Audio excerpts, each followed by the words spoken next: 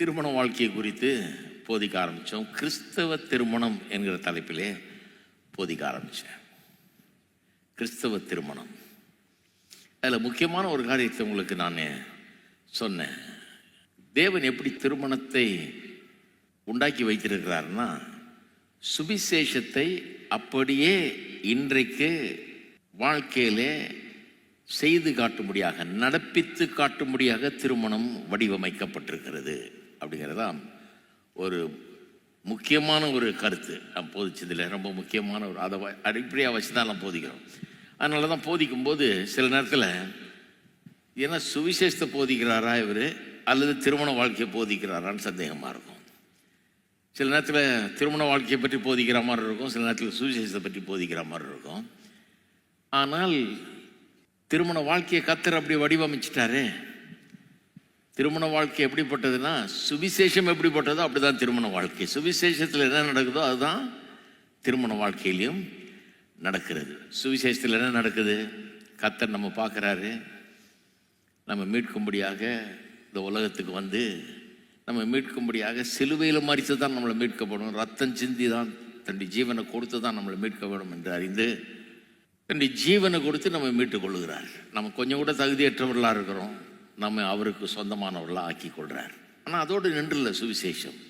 சுவிசேஷம் என்ன சொல்லுகிறது? அதுக்கப்புறம் நம்மளை எடுத்து தொடர்ந்து நமக்குள்ளே கிரியை செய்து ஒரு நாள் வருகாலத்தில் தேவனுக்கு முன்பாக நம்மை பிழையற்றவர்களாய், கரைதரை முதலான ஒன்று இல்லாதவர்களாய், பரிசுத்தமானவர்களாய் நிறுத்தும்படியாக நம்மளை கிரியை செய்து கொண்டிருக்கிறார். நம்மளை பெர்ஃபெக்ட் ஆக்கி கொண்டிருக்கிறார். வசனத்தை கொண்டு இப்படி அதையெல்லாம் செய்து கொண்டிருக்கிறார். ஒரு நாள் நம்மளை பர்ஃபெக்டாக நிறுத்த போகிறார். அவருக்கு தெரியும் நமக்கு 1000 பிழைகள் இருக்குதுன்னு. இருந்தாலும் உங்கள் அப்பா வீட்டுக்கு ஓடி போன்னு சொல்லி நம்மளை திருப்பி அனுப்பிச்சிருந்தாருன்னா, நம்ம அப்பா வீடு அப்போ எது? பிசாசு தான். ஏசு சொன்னார் இல்லையா, அவனுடைய அடிமைத்தனத்துக்கு தான் திரும்ப போயிருக்கணும். உங்கள்கிட்ட 1000 பிழைகள் இருக்குது, உனக்கு சரியில்லை, நீ உன்னை நான் வச்சு உழைப்பு நடத்த முடியாது போ அப்படின்னு இருந்தாருன்னா, சிலர் பண்ணுற மாதிரி அவர் பண்ணியிருந்தாருன்னா இந்நேரம் நம்ம தொலைஞ்சு போயிருப்போம். இந்நேரம் மறுபடியும் பிசாசனுடைய ஆளுகைக்குள்ளாக வந்திருப்போம். நம்மகிட்ட 1000 பிழைகள் இருந்தாலும் நம்ம அவர் தள்ளாமல் வச்சு நம்ம மன்னித்து அரவணைத்து போதித்து நடத்தி ஒரு நாள் கரை திரை முதலானவை ஒன்று இல்லாமல் பரிசுத்தம் பிழையற்ற சபையுமாக தமக்கு முன் நிறுத்தி கொள்வதை கங்கணம் கட்டிக்கிட்டு அப்படி செய்ய முடியும் என்னால். ஆகவே நான் அவர்களை தள்ள மாட்டேன், ஏற்றுக்கொண்டு அப்படி நடத்தி காண்பிப்பேன் நடத்திட்டு இருக்கிறார். திருமண வாழ்க்கை அதுதான். திருமண வாழ்க்கை அங்கே என்ன நடக்குதோ அதே தான் நடக்கிறது. 2 இம்பர்ஃபெக்ட் பீப்புள், 1000 பிள்ளைகள் உள்ள 2 பேர் வர்றாங்க, திருமணம் செய்து கொள்கிறாங்க. ஆனால் அவங்களுக்கு தெரியும், தாங்கள் விசுவாசிக்கிற இந்த இயேசு, தாங்கள் விசுவாசிக்கிற இந்த சுவிசேஷம், கர்த்தருடைய வார்த்தை, ஆவியானவர் இவர்களை பக்குவப்படுத்தி நாளுக்கு நாள் இவர்கள் சிறந்தவர்களாக மாறி 1000 குறைகள், 1000 பிழைகள், 1000 தவறுகள் இருந்தாலும் ஒருவரை ஒருவர் மன்னித்து கிறிஸ்து அன்பு கூறுவது போல் அன்பு கூர்ந்து நடந்து கொண்டு நாம் எப்படி இருக்க வேணும் அப்படி இல்லை இன்னைக்கு. ஆனால் எப்படி இருக்க வேணும்னு கர்த்தருக்கு தெரியும். அதுக்காக தான் கர்த்தருடைய வார்த்தையை கொடுத்துருக்காரு, சபையை கொடுத்துருக்காரு, போதனையை கொடுத்துருக்காரு, ஆவியானவரை கொடுத்துருக்காரு, எல்லாத்தையும் கொடுத்துருக்கிறாரு. அப்போ இதெல்லாம் வேலை செய்து நம்மை பக்குவப்படுத்தும்படியாக நாம் எப்படி இருக்கணுமோ அப்படி ஆக்க வேண்டும் நம்ம என்று சொல்லி கர்த்தர் அங்கே இதையெல்லாம் கொடுத்து வேலை செஞ்சிட்டு இருக்காரு. நாம் அதற்கு ஒத்துழைச்சி ஒரு அன்பு கூர்ந்து அந்த கோலுக்கு நேராக போகிறது தான் திருமண வாழ்க்கை. சுருக்கமாக சொல்லிட்டேன் நான்.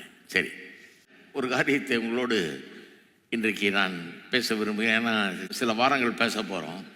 அதுக்கு அடிப்படையாக இது ரொம்ப பிரயோஜனம் உள்ளதாக இருக்கும் என்று நம்புகிறேன் நான்.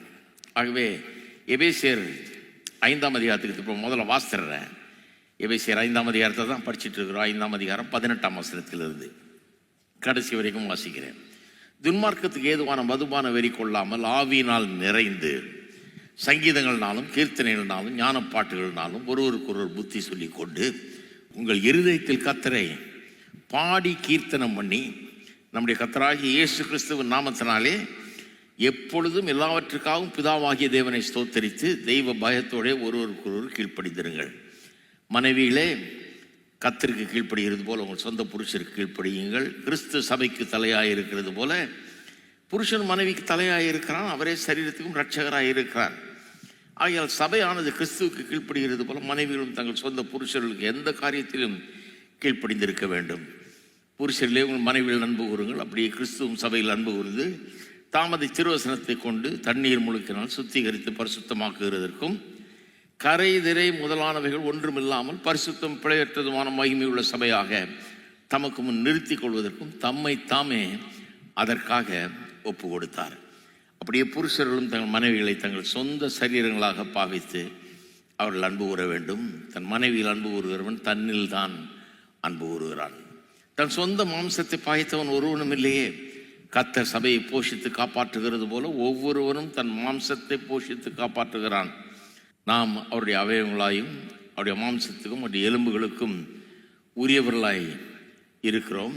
இது நிமித்தம் மனுஷன் தன் தகப்பனையும் தாயையும் விட்டு தன் மனைவியுடன் இசைந்து இருவரும் ஒரே மாம்சமாக இருப்பார்கள். இந்த ரகசியம் பெரியது.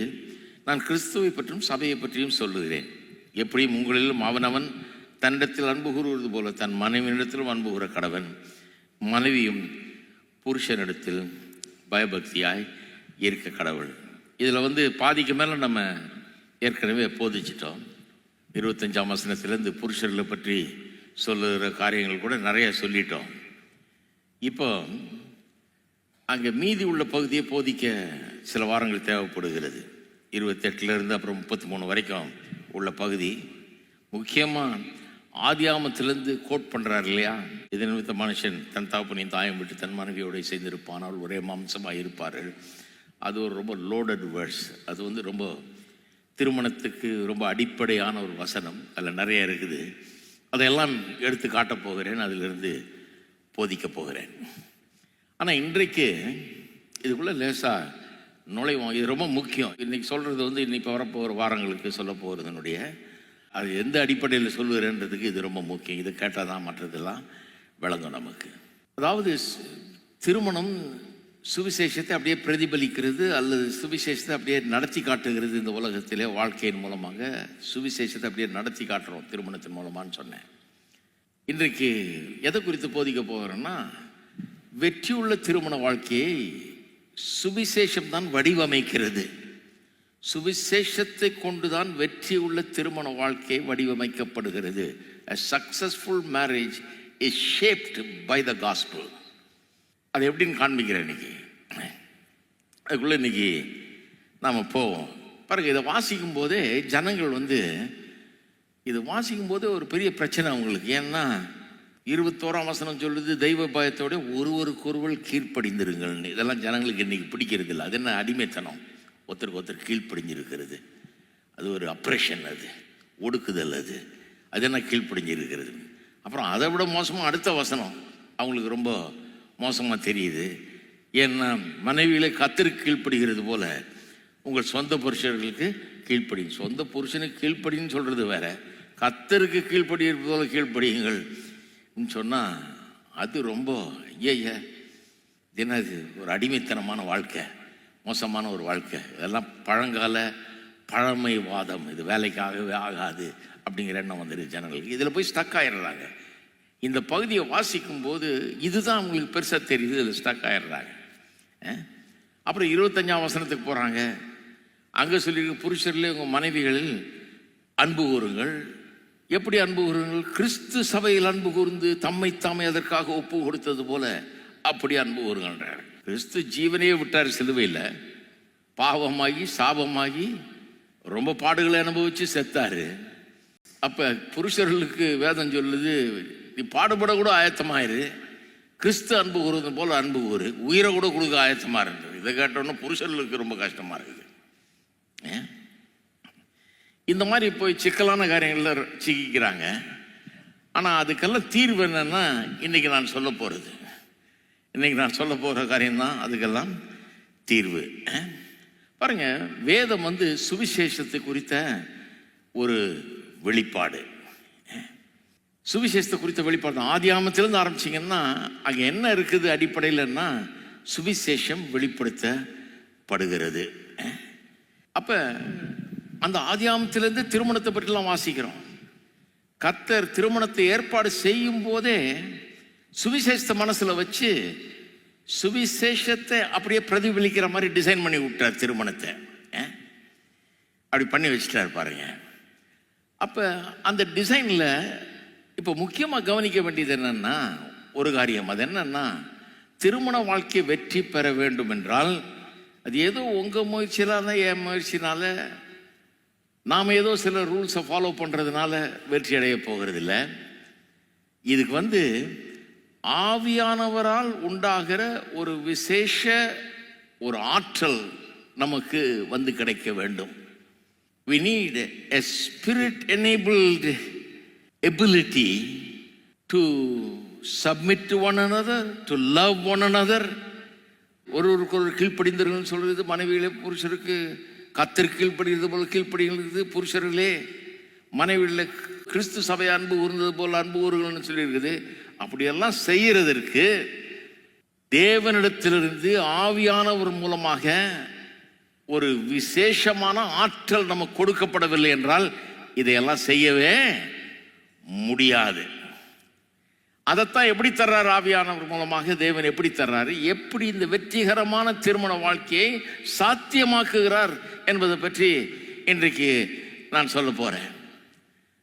ஏன் ஆவியானவர் அப்படிப்பட்ட ஒரு ஆற்றலை தரலன்னா நம்மளால இதெல்லாம் செய்ய முடியாதுன்னு சொல்றேன்.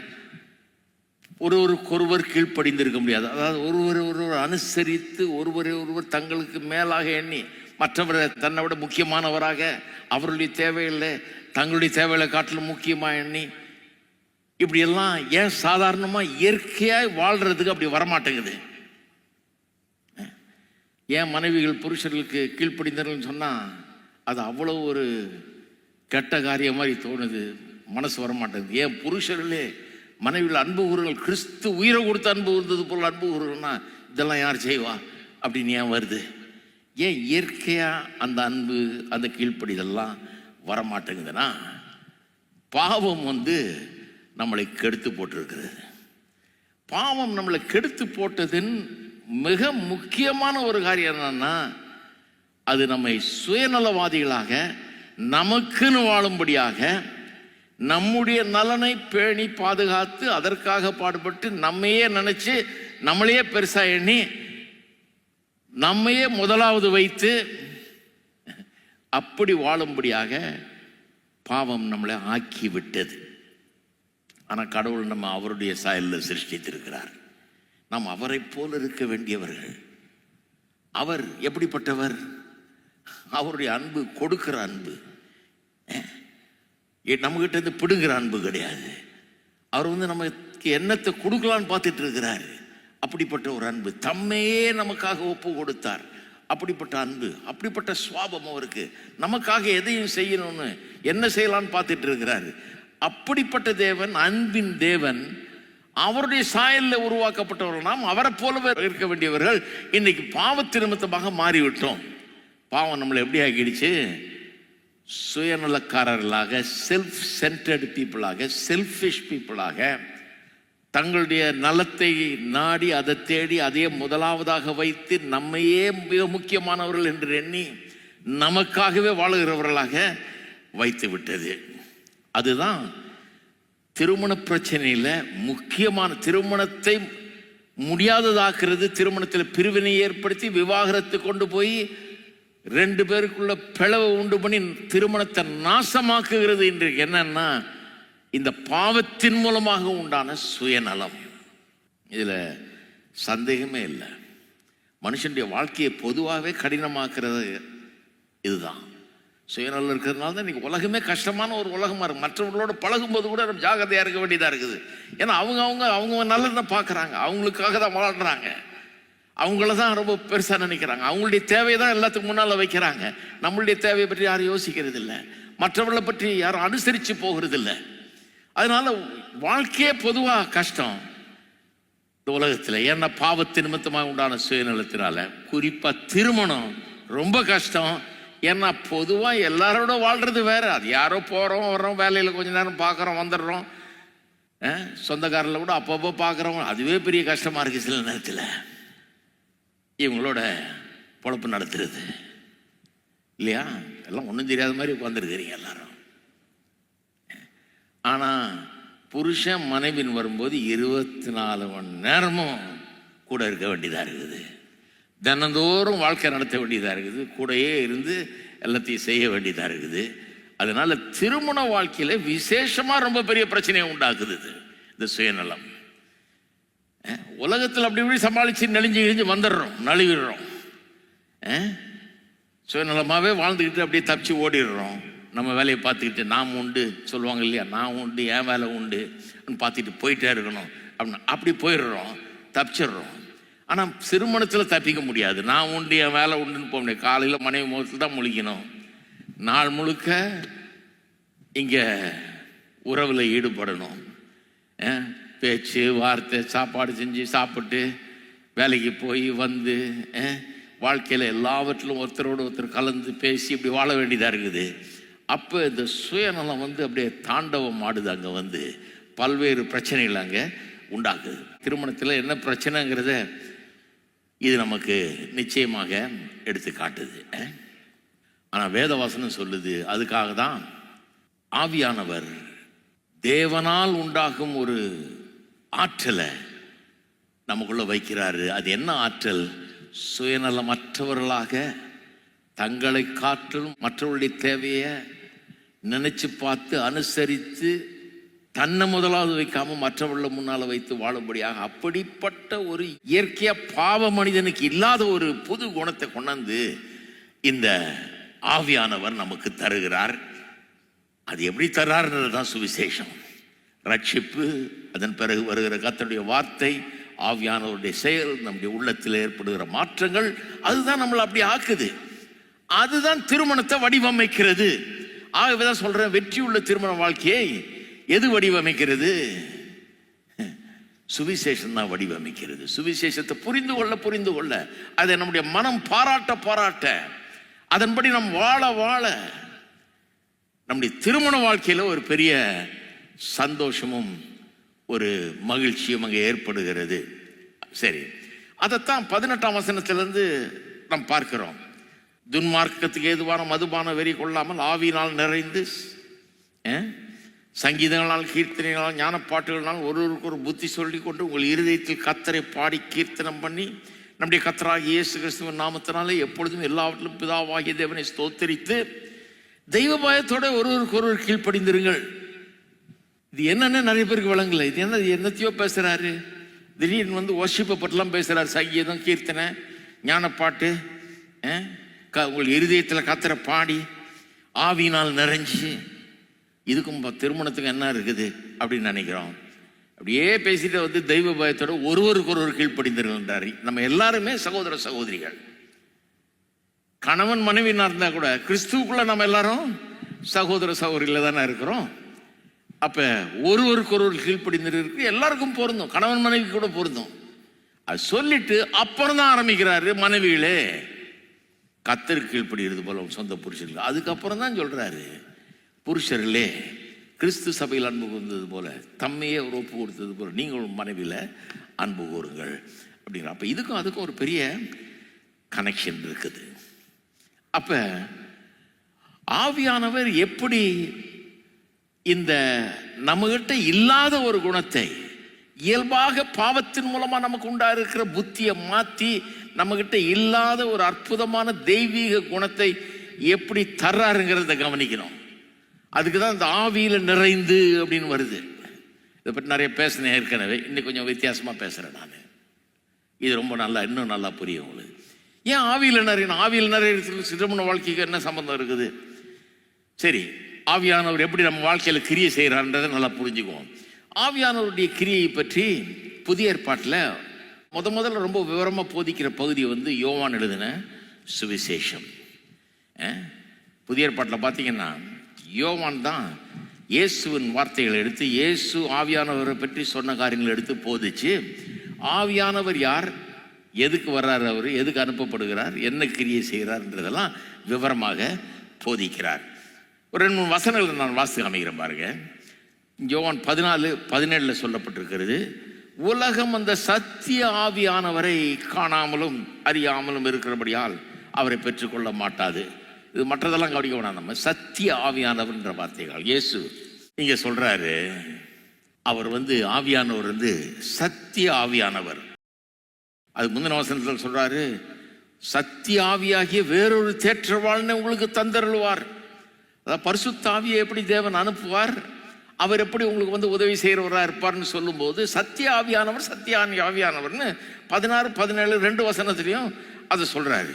26ஆம் வசனத்தில் அப்போ ஆவியானவர் நம்ம பரிசுத்த ஆவின்னு உடனே பொதுவாக நம்ம மக்களுக்கு என்னன்னா, அது ஏதோ பெரிய பவர், அது ஏதோ அற்புதம், அடையாளம், ஆவிக்குரிய வரங்கள் அப்படி போயிடுறோம் நம்ம. நான் அதனால தான் உங்களுக்கு ஏற்கனவே போதிச்சேன், பரிசுத்தாவியின் அபிஷேகத்துக்கும் இங்கே ஆவியினால் நிறையதுன்னு சொல்லப்பட்டதுக்கு உள்ள வித்தியாசத்தை போதிச்சேன். அந்த பழைய போதனைலாம் நீங்கள் போய் பாருங்கள், எல்லாமே யூடியூப்பில் ஃப்ரீயாக நீங்கள் கேட்கலாம். அதெல்லாம் ஏற்கனவே சொல்லிட்டேன். ரெண்டுத்துக்கு பெரிய வித்தியாசம் இருக்குது. இங்கே ஆவியில் நிறைந்துன்றப்ப டோட்டலாக வேற ஒன்றை இங்கே சொல்லுகிறது. அப்போ ஆவியானவர் சத்திய ஆவியானவர். அப்போ ஆவியானவருடைய ரொம்ப பிரதானமான வேலை என்னன்னா, சத்தியத்தை எடுத்து அதை நமக்கு மினிஸ்டர் பண்றது, அதை கொண்டு நம்முடைய வாழ்க்கையில மாற்றங்களை ஏற்படுத்துகிறது தான் ஆவியானவருடைய வேலை. அதனால்தான் சத்திய ஆவியானவர். சத்தியத்தோடு அவர் ஈடுபடுகிறார், சத்தியத்தை வச்சுதான் வேலை செய்யறார் அவர். சொல்றாரு என்ற பைபிள்லாம் எதுக்குங்க, அது என்னத்துக்கு போய் அவ்வளோ கஷ்டப்பட்டு அவ்வளோ இதாக பிரசங்கம் பண்ணிட்டு இருக்கணும், ஆவியில் நிறைஞ்சா போதும். அடக்கடவுல அப்போ ஆவியில் அவர் நினைக்கிறார், ஆவியில் நிறையிறதுன்றது வேற ஒரு பெரிய வல்லமை நமக்கு எல்லாத்தையும் செய்யறதுக்கு வல்லமை உண்டாகும். பைபிள்லாம் ரொம்ப தேவையில்லை, ரொம்ப ஆழமாலாம் போதிக்க வேண்டியதில்லை அப்படிங்கிற மாதிரி நினைக்கிறாரு. ஆனால் பைபிளை திறந்து பார்த்தீங்கன்னா அந்த ஆவியானவரே சத்திய ஆவியானவர். சத்தியம் இல்லாமல் அவர் வேலை செய்ய முடியாது, சத்தியத்தை வச்சு தான் வேலை செய்கிறாரு என்பதை அது திட்டவட்டமாக நமக்கு காட்டுகிறது. இருக்கீங்களா? சரி, 26ஆம் வசனத்தில் பாருங்க, அதே அதிகாரம். என் நாமத்தினால பிதா அனுப்ப போகிற பரிசுத்த ஆவியான தேற்றவாளனே எல்லாவற்றையும் உங்களுக்கு போதித்து நான் உங்களுக்கு சொன்ன எல்லாவற்றையும் உங்களுக்கு நினைப்பூட்டுவார், உங்களுக்கு ஞாபகப்படுத்துவார். நான் சொன்ன நிறையா, அவர் சொன்னது நிறைய காரியம் அவர்களுக்கு புரியல பாருங்க, சீஷர்களுக்கே புரியல இல்லையா? ஆனால் பரிசுத்தாவியானவர் வந்த பிறகு புரிய ஆரம்பிச்சது. ஞாபகம் இருக்கா உங்களுக்கு? பெந்தெகோஸ்து நாளில் பரிசுத்தாவியானவர் ஊற்றப்பட்ட போது, அதன் பிறகு பரிசுத்தாவியானவர் வந்த பிறகு வசனத்தை புரிஞ்சு கொள்றதுலே பெரிய வித்தியாசம். பேதுரு அவர் எப்பவுமே படிச்சு அறிஞ்சிருந்த பழைய ஏற்பாட்டில் இயேசுவை அந்நாள் வரைக்கும் அவ்வளோ தெளிவாக காணல. இப்போ சங்கீதம், இந்த யோவேல், தீர்க்கதரிசனம் எல்லாத்தையும் எடுத்து கிளீனாக இப்போ கரெக்டாக புரிந்து கொண்டு அதை பேசுகிறார். அதனால தான் சொல்லியிருக்கு, அவர் உங்களுக்கு நினைப்பூட்டுவார்னா வெறும் ஞாபகப்படுத்துவார்னு இல்லை. இன்னொரு வசனத்தை வாசிக்கிறேன், அப்போ அது தெளிவாக அவர் ஞாபகப்படுத்துவார்னு மட்டும் இல்லை, அதை தெளிவுபடுத்துவார். அதில் என்ன சொல்லி இருக்குதுன்னு விளங்கி கொள்ள முடியாது உங்களுக்கு காண்பிப்பான்ற அர்த்தத்தில் தான் சொல்கிறாரு. ஏன்னா அதன் பிறகு நீங்கள் 16ஆம் அதிகாரத்துக்கு போனீங்கன்னா 13, 14 வசனத்தில் போனீங்கன்னா இப்படி சொல்லி சத்திய ஆவியா. எத்தனை முறை பாருங்க, அவரை சொல்லும் போதெல்லாம் இயேசு சொல்றார் சத்திய ஆவி. அவர் என்ன ஆவி? சத்திய ஆவி ஆகிய அவர் வரும்போது சகல சத்தியத்துக்குள்ளும் உங்களை நடத்துவார். பார்த்தீங்களா? அவர் என்ன பண்றாருங்க, அவர் ஒரு பெரிய பவரை தருவார், அற்புதங்களை அதெல்லாம் உண்டு, அதெல்லாம் இல்லைன்னு சொல்லல நாங்கள். இது ரொம்ப பிரதானமான ஒரு காரியம், இதுதான் ரொம்ப அடிப்படையான காரியம். சகல சத்தியத்துக்குள்ள நடத்துவார். அவர் தம்முடைய சுயமாய் பேசாமல் தாம் கேள்விப்பட்ட யாவையும் சொல்லி வரப்போகிற காரியங்களை உங்களுக்கு அறிவிப்பார். அறிவிப்பார்ன்ற வார்த்தையை கவனிங்க. அவர் என்னுடையதில் இருந்து உங்களுக்கு அறிவிப்பதனால் என்னை மகிமைப்படுத்துவார். அறிவிப்பார், அறிவிப்பதனால் வருது. அது இங்கிலீஷ்ல எப்படி தெரியுமா சொல்லி, he'll make known to you அப்படின்னு வருது. make known to you. அப்ப make knownன்றதுடைய அர்த்தம் என்ன? அதாவது அறிவிக்க போறாராம். அறிவிக்கிறாருன்னா சும்மா சொல்லுவார்னு அர்த்தம் இல்லை. அதான் ஏற்கனவே அவர் சொன்னதுதான் ஞாபகப்படுத்துறாரு இவரு. அப்ப வெறும் சும்மா சொல்றது இல்லை, அறிவிப்பார்னா என்ன அர்த்தத்தில் சொல்லப்பட்டிருக்குதுன்னா, அது ஒரு கிரேக்க வார்த்தையிலிருந்து மீனிங் என்னன்னா a momentous announcement that rivets our attentionன்றாங்க. அப்படின்னா ஒரு முக்கியமான அதிமுக்கியமான அறிவிப்பு, நம்முடைய கவனத்தை எல்லாம் ஈர்க்கக்கூடிய ஒரு அதிமுக்கியமான அறிவிப்பாய் அது இருக்கிறது. ரொம்ப முக்கியமான செய்தியை, விளக்கத்தை, காரியத்தை உங்களுக்கு தெரியப்படுத்துவார் என்றார். அப்போ பரிசுத்த ஆவியானவருடைய வேலை என்ன? இயேசு யார், அவர் மூலமாய் மீட்புக்காக என்னவெல்லாம் செய்யப்பட்டிருக்கிறது,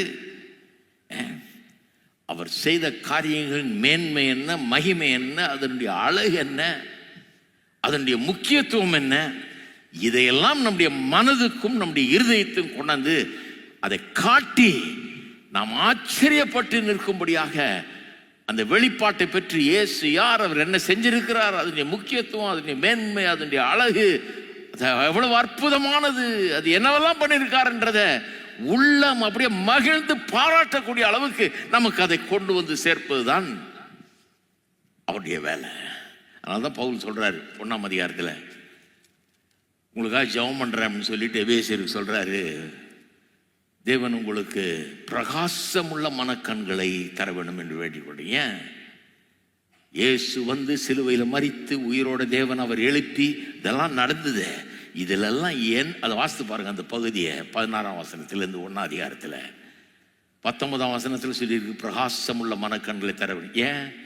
உங்க கண்கள் பிரகாசம் அடைஞ்சு இப்போ பார்க்க முடியல. ஏசு இருந்த போட அவங்களுக்கு போதிச்சார், அவ்வளோ விளங்கல, அவங்களுக்கு மங்கள தான் தெரிஞ்சது, லேசாக தான் புரிஞ்சுது. இப்போ பவுல் சொல்றாரு, நான் விசுவாசிகளுக்கு ஜெபம் பண்றேன், எபேசியர் விசுவாசிகளுக்கு ஜெபம் பண்றேன், பிரகாசமுள்ள மனக்கண்களை தந்து. இயேசு எதுக்கு வந்தார், அவர் யாரு, என்ன செய்தார், சிலுவையில் மரித்ததன் மூலமாக, உயிரோடு எழுப்பப்பட்டதன் மூலமாக நமக்கு என்ன உண்டாயிருக்கிறது என்பதை நீங்கள் அறிந்து கொள்ளும்படியாக பிரகாசமுள்ள மனக்கண்களை உங்களுக்கு தேவன் அருளுமாறு வேண்டிக் கொள்ளுகிறார். அதே 3ஆம் அதிகாரத்தில் இன்னும் அற்புதமா அதை பற்றி சொல்றாரு. 3ஆம் அதிகாரத்தில் திருப்பி சொல்றாரு, அவங்களுக்காக ஜெபம் பண்றாரு. அந்த ஜெபத்தில் பார்த்தீங்கன்னா, விசுவாசத்தினாலே கிறிஸ்து உங்கள் இருதயங்களில் வாசமாய் இருக்கவும், 17ஆம் வசனத்திலிருந்து, நீங்கள் அன்பிலே வேரூன்றி நிலை பெற்றவர்களாகி சகல பரிசுத்தவான்களோட கூட, இப்போ கவனிங்க, கிறிஸ்துவின் அன்பின் அகலம் நீளம் ஆழமும் உயரமும் இன்னதென்று உணர்ந்து, கிறிஸ்துவனுடைய அன்பின் அகலம் நீளம் ஆழம் உயரம் என்ன என்பதை உணர்ந்து, அப்படின்னா அதை உங்களுடைய உள்ள மனது இருதயம் கிரகிக்க வேண்டும். அறிவு கட்டாத, எல்லாம் சொல்லுங்க, அறிவு கட்டாத அப்படின்னா என்ன அர்த்தம்? சாதாரண மனித அறிவுக்கு எட்டாத, சாதாரணமா அது விளங்காது, விளங்கல, பேதுருக்கு விளங்கல, கூட இருந்த சீஷர்களுக்கு விளங்கல. ஆனா ஆவியானவர் வந்த பிறகு விளங்க வைக்கிறார். அதுதான் அறிவிக்கிறது. அறிவு கட்டாத காரியங்களை வந்து அறிவிக்கிறார். அறிவிக்கிறார்னா இந்த மொமெண்டஸ் டெக்ளரேஷனை, இந்த மொமெண்டஸ் ட்ரூத், பெரிய மிக முக்கியமான சத்தியங்களை தெரியப்படுத்துகிறார், விளங்க பண்ணுகிறார். அறிவு கட்டாத அந்த அன்பை, அந்த அன்பு அறிவு கட்டாத அன்பா, அந்த அன்பின் அகலம் ஆழம் நீளம் உயரத்தெல்லாம் பற்றி பேசுது. அந்த அறிவு கட்டாத அந்த அன்பை அறிந்து கொள்ள வல்லவர்களாகவும் தேவனுடைய சகல பரிபூர்ணத்தால் நிரப்பப்படவும் அவர் தமது மகிமையினுடைய ஐஸ்வர்யத்தின்படியே உங்களுக்கு அனுக்கிரகம் பண்ண வேண்டும் என்று வேண்டிக் கொள்ளுகிறேன். இதெல்லாம் தேவன் உங்களுக்கு, நீங்கள் தெரிந்து கொள்ளும்படியாக, உங்களுக்கு அனுக்கிரகம் பண்ணும்படியாக வேண்டிக் கொள்ளுகிறேன் என்கிறார். அப்ப பரிசுத்த ஆவியானவருடைய வேலை என்ன? சத்திய ஆவியானவர் அவர் வந்து இயேசுவை குறித்த சத்தியங்கள், அவருடைய மரணம் உயிர்த்தெழுதல் மூலமாக நமக்கு என்ன ஏற்பட்டிருக்கிறது, அதனுடைய மேன்மை, அதனுடைய அழகு, அதனுடைய வியப்பளிக்கக்கூடிய காரியங்கள், இவைகள் எல்லாம் நமக்கு தெரியப்படுத்தி அவைகளை நம்முடைய இருதயத்தில் பதிய செய்து, make them real to our hearts and clear to our minds, நம்முடைய இருதயத்துக்கு அது நல்லா புரியும்படியாய் செய்து, மனதுக்கு விளங்கும்படியாய் செய்து, அதன் மூலமாக நாமே மாறும்படியாக செய்ய வைக்கிறது ஆவியானவருடைய வேலை. இருக்கீங்களா? அதுதான் ஆவியானவருடைய வேலை. ஆகவே அப்படி நடக்கும்போது, ஆவியானவர் அதை செய்யும் போது, வசனத்தை எடுத்து தெரியப்படுத்தி விளங்க பண்ணி மனதுக்கு தெளிவுபடுத்தி இருதயம் அதை கிரகித்துக் கொள்ளும்படியாய் செய்து, அதன் மூலமாய் இருதயம் மகிழ ஆரம்பிக்கிறது. அதைத்தான் 5ஆம் அதிகாரத்தில் இப்படி சொல்லி இருக்குது, ஆவியினால் நிறைந்து. அப்ப என்ன ஆகிறது? சத்தியத்தை இந்த விதத்தில் புரிந்து கொள்ளுகிற ஒரு ஆள், ஆவியானவர் வந்து ஒரு மனுஷனுக்கு சத்தியத்தை தெரியப்படுத்தி அறிய பண்ணுகிறபடினால, மனக்கண்ணில் பிரகாசிப்பிக்கப்படுறதுனால, அதை குறித்து அறிவு கட்டாத காரியங்களை அறிந்து கொள்ளும்படியா செய்கிறதுனால, என்ன ஆகிறது? உள்ளம் அசைக்கப்படுகிறது, மனம் மகிழுகிறது. என்ன ஆகுறது? ஆவினால் நிறைஞ்ச உடனே என்ன ஆகுறது? அவனுக்கு சங்கீதங்கள்னாலும் பாட்டு உண்டாகுதுங்க. சத்தியம் ஒரு பாட்டை உள்ள இருந்து கிளப்புது. ஹலோ, இருக்கிறீங்களா?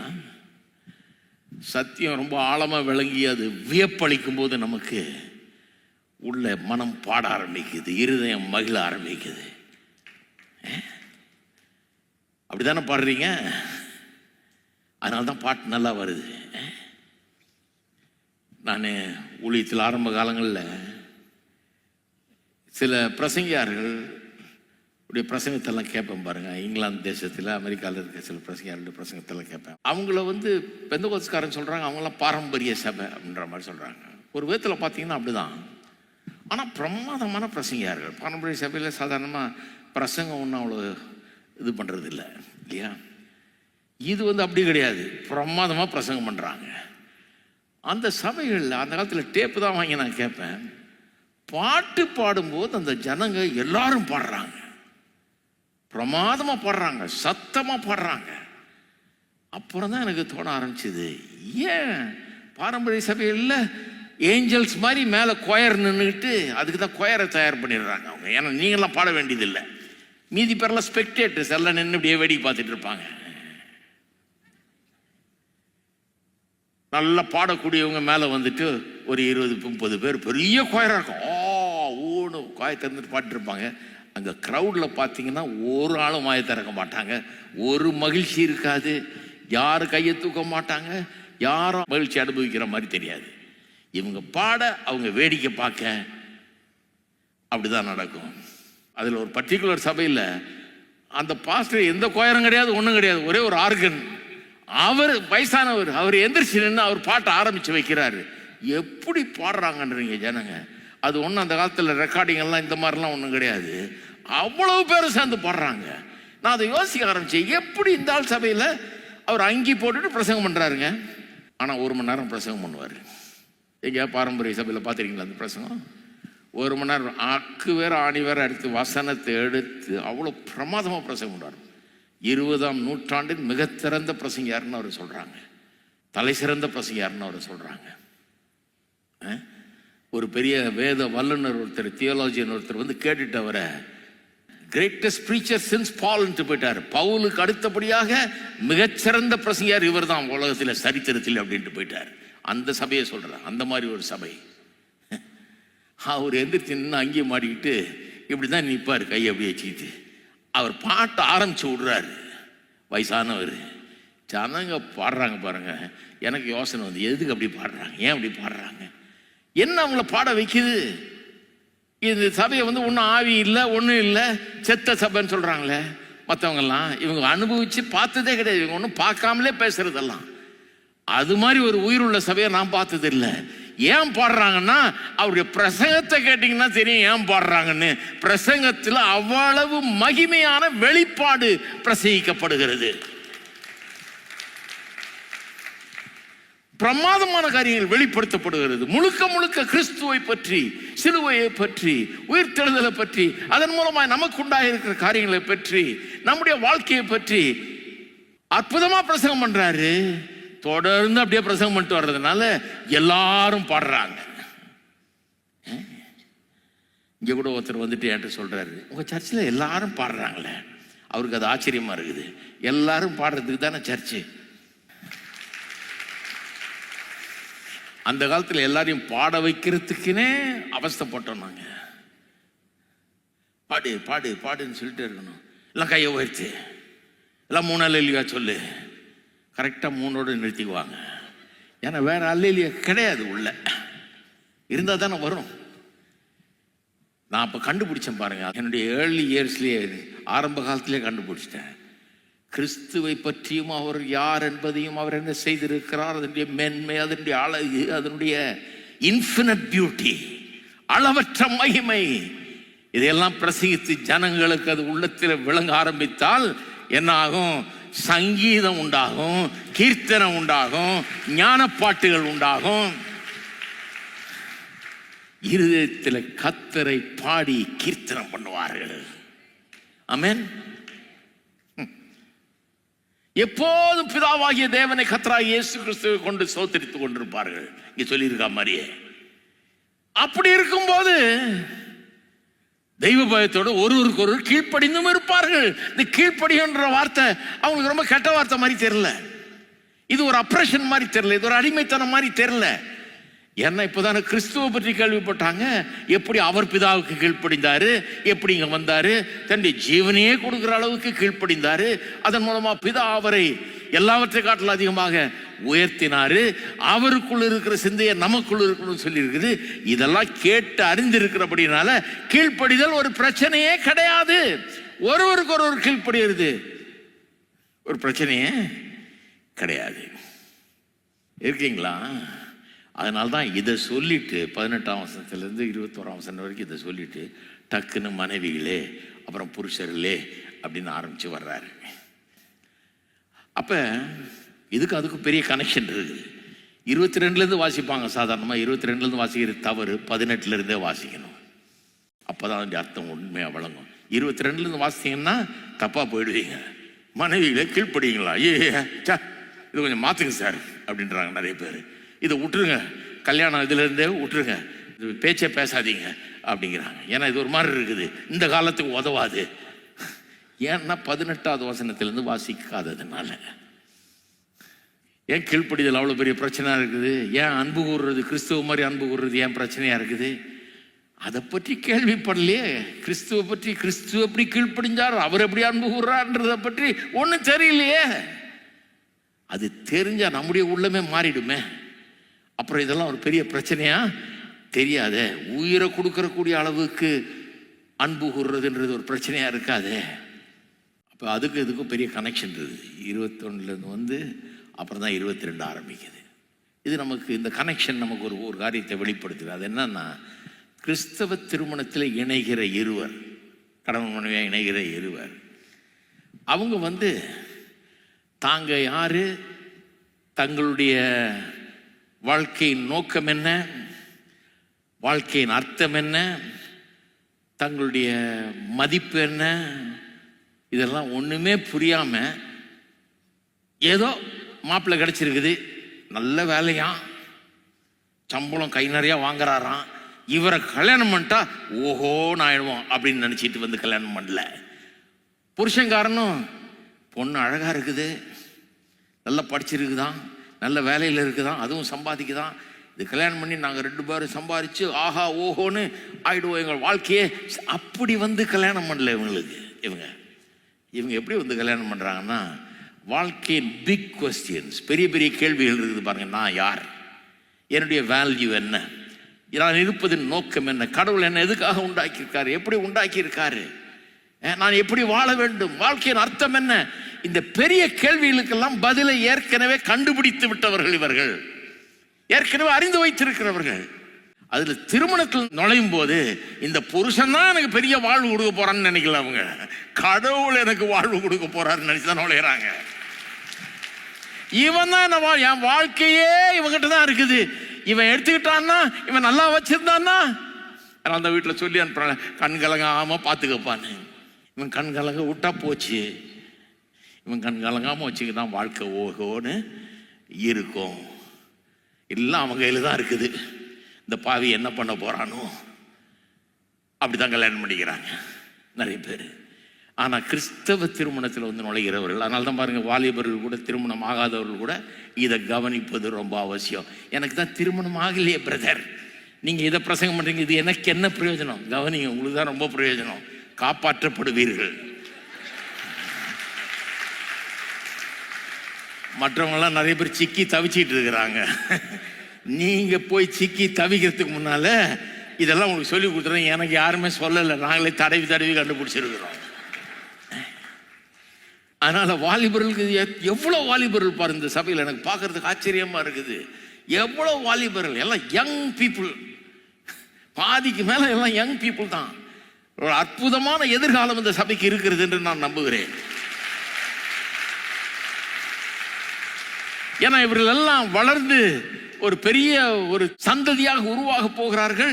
இவர்கள் தான் நாளைக்கு கிறிஸ்தவ விசுவாசிகளாக இந்த ஊர்ல வாழ போகிறார்கள், இந்த உலகத்தில் இருக்க போகிறார்கள். அதனால தான் நான் பிரசங்கம் பண்ற இந்த சத்தியம் ரொம்ப முக்கியம் என்று நினைக்கிறேன். அப்ப கிறிஸ்தவ திருமணத்தில் பிரவேசிக்கிற இருவரும் எப்படி பிரவேசிக்கிறாங்க? புருஷங்காரன் ஏதோ நல்லா அமைஞ்சதுன்னா பரவாயில்லங்க, என் வாழ்க்கை உருப்பட்டோம் அப்படின்னு இல்லை. பொண்ணு அதோ பெரிய நல்ல வேலை கலெக்டராக கிடைச்சா நல்லா நமக்கு வாழ்க்கை ஓகோன்னு ஆகிடும் அப்படின்னு நினச்சி நுழையில. எப்படி நுழையிறாங்க? நான் யாருன்னு எனக்கு தெரியும், என் வாழ்க்கையின் நோக்கம் என்னன்னு தெரியும், என் வாழ்க்கையின் அர்த்தம் என்ன எனக்கு தெரியும், எனக்கு இயேசு தான் என் வாழ்க்கையில் ரொம்ப முக்கியமானவர், அவர் தான் எல்லாவற்றையும் எனக்கு தருகிறார், அவர் எனக்கு தருகிற ஆற்றல் மூலமாக என்னுடைய வாழ்க்கை வெற்றிகரமாக இருக்கும், அதை வெற்றிகரமாக என்னால் ஆக்க முடியும் அப்படிங்கிற ஒரு நம்பிக்கையோடு தான் பிரவேசிக்கிறார்கள். ஆனால் அப்படி சொல்கிறதுனால அவங்க ஒன்றும் பெர்ஃபெக்ட் கிடையாது. எல்லா மனுஷர்களை போல தான் அவர்களுக்குள்ளேயும் சில தவறுகள்லாம் இருக்குது, சில காரியங்கள்லாம் புரியாமல் இருக்குது. அதனால தான் சொல்லும்போதே ஆவியில் நிறைந்துன்னு சொல்லியிருக்கு இல்லையா? அதை கிரேக்க மொழியில் வாசித்து பார்த்தீங்கன்னா எப்படி இருக்குதான்? Continuously be filled with the Holy Spirit, தொடர்ந்து ஆவியினால் நிரம்பிக் கொண்டே இருங்கன்ற அர்த்தத்தில் தான் சொல்லியிருக்குது. ஏன் ஆவியில் நிறைஞ்சிக்கிட்டே இருக்கணும்? ஏன்னா இந்த ஆவியானவருடைய இன்புட் வந்துக்கிட்டே இருக்கணும். இந்த ஆவியானவர் உள்ளத்தை இயேசுவை கொண்டு நிரப்பிக்கிட்டே இருக்கணும். இயேசுவை குறித்த வெளிப்பாட்டை கொண்டு, இயேசுவை குறித்த அறிவை கொண்டு, இயேசுவின் மகிமையை கொண்டு, இயேசுவின் அந்த அற்புதமான மீட்பு, அதில் நடந்த காரியங்கள், அதில் எனக்கு என்ன இருக்குது என்பதை கொண்டு என் உள்ளத்தை நிரப்பிக்கிட்டே இருக்கணும். அதான் ஆவியில் நிறையிறது. அப்போ கார் வச்சு ஓட்டினீங்கன்னா பெட்ரோல் பங்க் எங்கே இருக்குன்னு தெரியணும், எங்கே ஃபில்அப் பண்ணணும், பெட்ரோல் போட்டால் தான் ஓடுன்னு தெரியணும், அப்புறம் எங்கே ஃபில்அப் பண்ணணும்னு தெரியணும். இந்த தடவை நான் அமெரிக்கா போயிருந்தப்போ டெஸ்லா கார் ஒருத்தர் வச்சுருக்கார், என் நண்பர் ஒருத்தர். அவர் பயணம் பண்ணதை சொன்னார். எங்கேயோ ஒரு 500 மைல் போயிருக்காரு. போகிறதுக்கு முன்னால் ஒரு ஆப்பை பார்க்குறாரு. அந்த ஆப்பில் எங்கெல்லாம் உங்களுக்கு சார்ஜிங் ஸ்டேஷன் இருக்குது, எலக்ட்ரிக் கார் இல்லையா, எங்கே அதை தெரிஞ்சு வச்சுக்கிட்டு தான் போகிறார் எங்கே ஃபில்அப் பண்ணணுன்னு. பெட்ரோல் பங்க்கில் போய் நின்றுக்கிட்டு கொஞ்சம் இதை சார்ஜ் பண்ண முடியுமா அப்படின்னு கேட்க முடியாது. யார் வீட்டுக்கிட்டே போய் நின்று அதை சார்ஜ் பண்ண முடியாது. இதுக்கு நான் அவங்களே சார்ஜிங் ஸ்டேஷன்ஸ் அங்கங்கே வச்சுருக்கிறாங்க. அதை பார்த்துக்கிட்டு அதுக்கேற்ற மாதிரி பிளான் பண்ணி ஓட்டுறாரு. 250 மைல் ஓட்ட போகிறேன், அதுக்கப்புறம் அந்த ஃபில்லிங் ஸ்டேஷனுக்கு போய் அங்கே சார்ஜ் பண்ணிக்கிட்டு அதுக்கப்புறம் இன்னொரு 250 கிலோமீட்டரு நான் போக போகிறேன். இந்த மாதிரி 2-3 இடத்துல ஃபில்லப், எங்கே ஃபில்லப் பண்ணணும் கரெக்டாக தெரிஞ்சு வச்சுக்கிட்டு போகிறார். உங்களுக்கு தெரியுமா வெற்றி வாழ்க்கைக்கு எங்கே ஃபில்லப் பண்ணணும்னு தெரியுமா, எங்கே சார்ஜ் பண்ணணும்னு தெரியுமா? தப்பான இடத்துல போய் சார்ஜுக்கு நிற்காதீங்க. புருஷங்காரன் சார்ஜ் பண்ணுவான்னு நினைக்காதீங்க, மனைவி தான் சார்ஜ் பண்ணுவோங்களேன்னு நினைக்காதீங்க. இவன் அப்படியே எனக்கு பெரிய வாழ்க்கையை கொடுத்துருவாள், இந்த மனைவி எனக்கு பெரிய அற்புதமாக வாழ்க்கையை சந்தோஷமாக்கிடுவா அப்படின்னு நினைக்காதீங்க. சார்ஜிங் வந்து அங்கே அவரை குறித்த அறிவு, அவரை குறித்த வெளிப்பாடு, அவர் யார், அவருடைய மேன்மை, அவருடைய அழகு, அவருடைய அற்புதமான செயல், இதை இன்னும் அறிஞ்சு இன்னும் அதிகமாக அறிஞ்சு கொள்றது தான் திருமண வாழ்க்கையில் எனக்கு வருகிற சவால்களை வெற்றிகரமாய் சந்தித்து அதில் நடக்கிற அக்கப்போர்கள் எல்லாம் மேற்கொண்டு ஜெயத்தோடு வாழும்படியாக எனக்கு பலனை கொடுக்கிறது. இருக்கிறீங்களா? வாழ்க்கையில் நிறைய சவால்கள், திருமண வாழ்க்கையில் சவால்கள் நிறைய இருக்குது.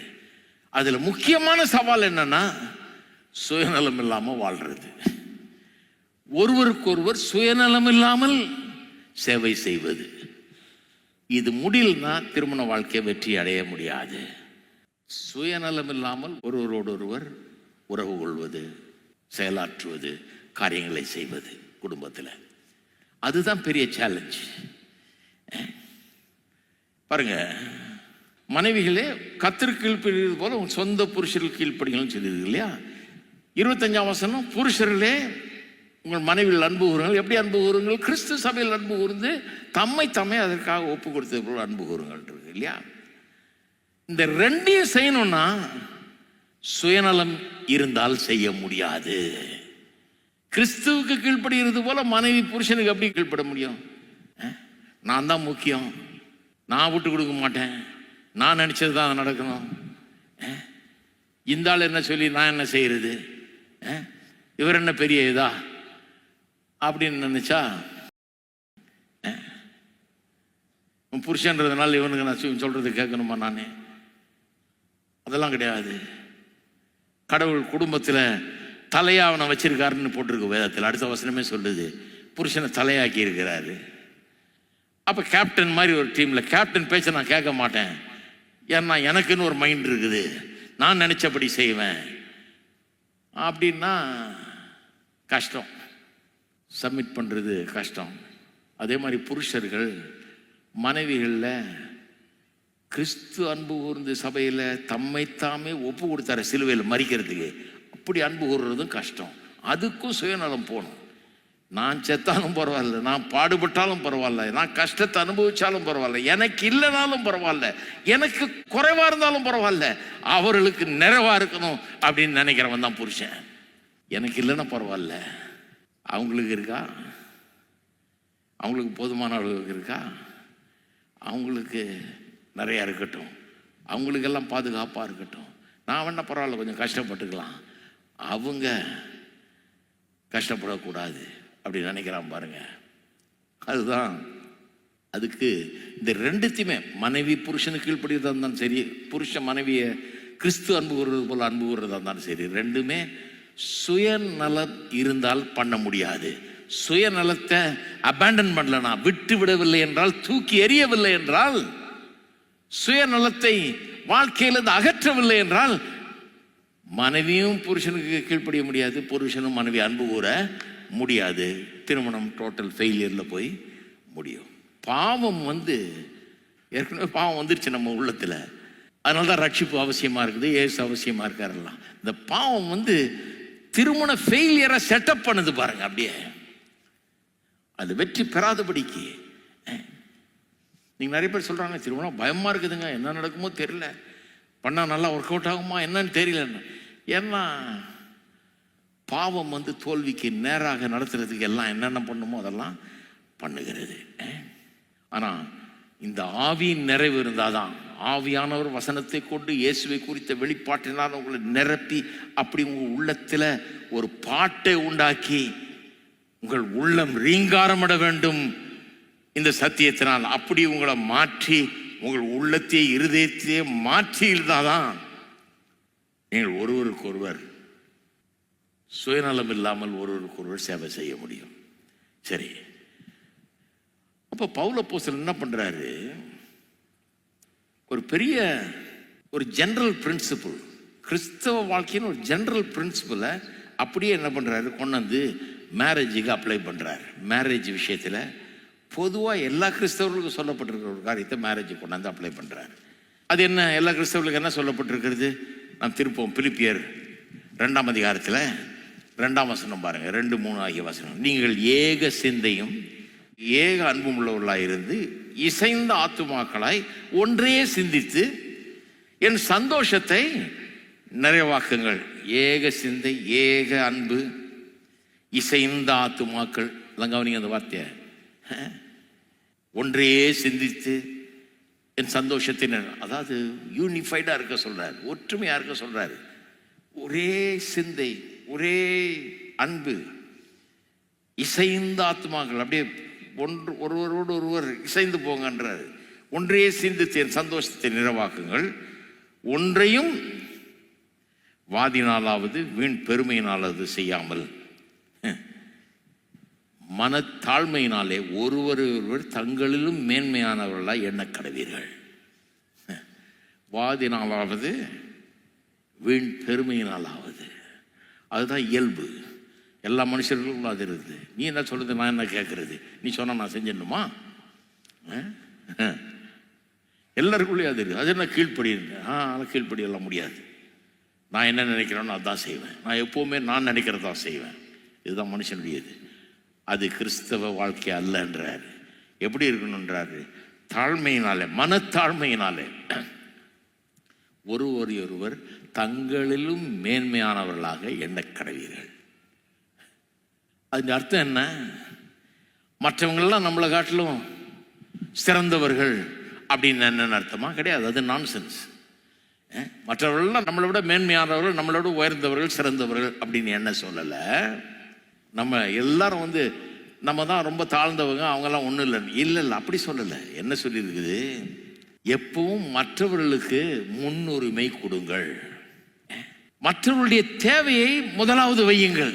உங்களுடைய தேவையை முதல், ஏன் தேவை நான் அப்படிங்கிறத எடுத்துட்டு எப்போதும் மற்றவர்களை முன்னிறுத்துங்கள்.